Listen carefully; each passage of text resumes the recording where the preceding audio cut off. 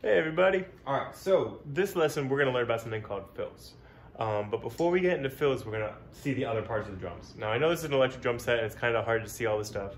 Also, our snare drum doesn't work that well on this, that's why I haven't been using it. But real quick, this is our snare drum. Shouldn't sound like that, y'all heard in the other video. We have our tom, our rack tom. We could have 2 rack toms, 3, whatever you need. I like to kind of just do 1 rack tom. And then we have our floor tom. Looks a little bit different when they're acoustic drum sets, but this is an electric drum set where you can put headphones in and just hear yourself. We have our hi-hat, right? And then we have our crash cymbal. We have our ride cymbal, right? Which now that you're hearing kind of the difference, right? Ride, we play a lot more grooves with ride, right? And then crash we kind of use during fills to kind of like show that we're transitioning to something, or that like we wanted to add an extra pop to something.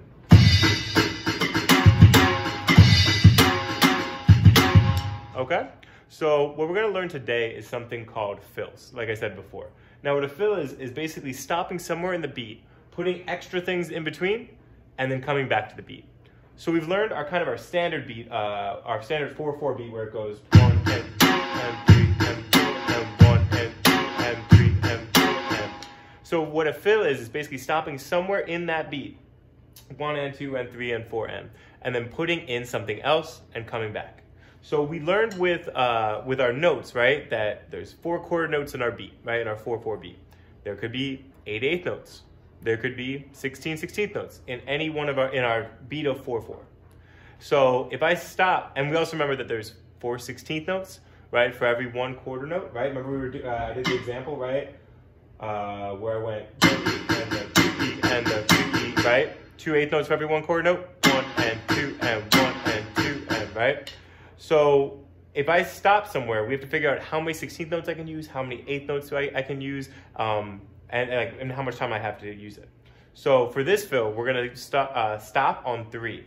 And that means that we have 3 and 4 where we can mess around. We can go 1 and 2 and 3, 4, 1 and 2 and 3, 4. That's me using quarter notes to just basically fill up the space, right? I stop on 3, I do a quarter note on 3, I do a quarter note on 4. I go 1 and 2 and 3, 4, 1 and 2 and 3, 4. It's kind of boring, right? So now let's try 8th notes instead. So I'm going to stop on 3, I'm going to go 1 and 2 and, I'm going to go to the snare drum now, and I'm going to go 3 and 4 and. So I'm going to go 1 and 2 and 3 and 4 and 1 and 2 and 3 and 4 and 1. All right? Little bit better, right? And here's the thing, I can take those 8th notes, right? 3 and 4 and I can put them on different parts of the drum. So I'm gonna do 3 and on the snare, and then 4 and on the tom. 1 and 2 and 3 and 4 and 1, right? Still kind of boring, right? Maybe. So now what I'm gonna do is I'm gonna take 16th notes. So I'm gonna go 1 and 2 and 3 E and a 4 E and a, right? Because on 3 and 4, I have to do 16th notes. There's 4 16th notes for every 1 quarter note, right? So I can go 1 and 2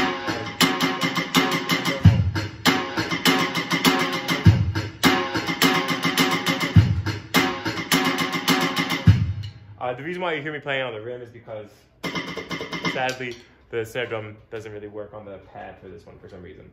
So if I do 3 E and a 4 E and a, right, it sounds a lot cooler, right? I can also combine things. So let's say I want to do 16th notes for 3, so I go 3 E and a, and then I would do 8th notes for 4, and I go 4 and. That's okay, as long as I'm making sure that the rhythmic values that I'm playing are adding up to the beats that I have left. Because here's the thing, if I do a fill notice when I do a fill right, ready?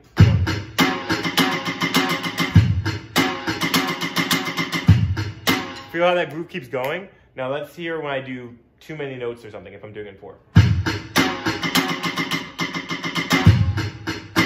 Right, the beat can get thrown off if you don't know how many notes you're playing and where you're coming back in on, right? So let's say, like I was saying before, I do 16th notes on 3, and I do 8th notes on 4. So I can go 1 and 2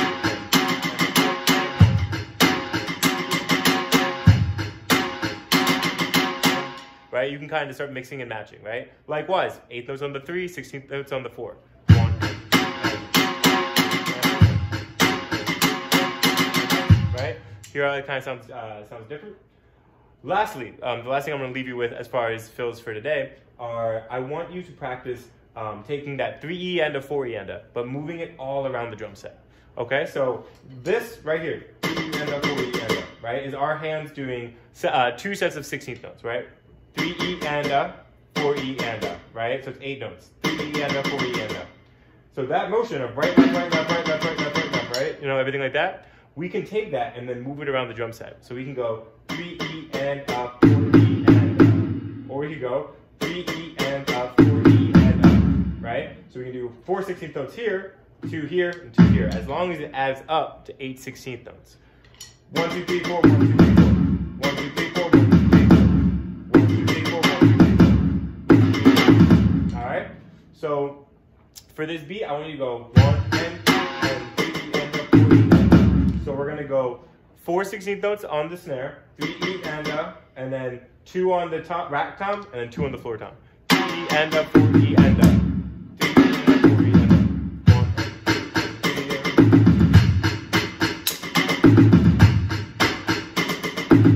Okay? And lastly, the last thing, I know I said lastly before, we're going to add a crash on 1. When we do a fill, we'd like to have a crash and a bass drum come back in on the 1 to give us back into the beat and to make the fill really pop. So we go 1, 2, and 3,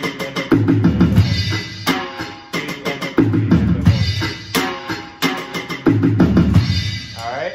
So when we hit that crash on 1 with the bass, right, that's our 1 again. So that should get us started into the next beat. Okay, so that's fills. That's an intro to it. Once again, know where you're stopping, know how many rhythmic notes you can fill up in between, and know how to come back into the 1, right? So when we stopped at 3, we had 3 and 4, those 2 numbers. We could turn them into 8th notes, we could turn them into quarter notes, or keep them at quarter notes, we could turn them into 16th notes, but we need to know how many we're allowed to play, and then make sure that we come back in on the 1. In the future, we can do longer beat fills, we can fill for measures, we can fill for long periods of time, right? If fills were just that long all the time, it would get really boring. But for right now, it's a good place to get used to playing a beat, right? And we'll play a beat for a little while, right?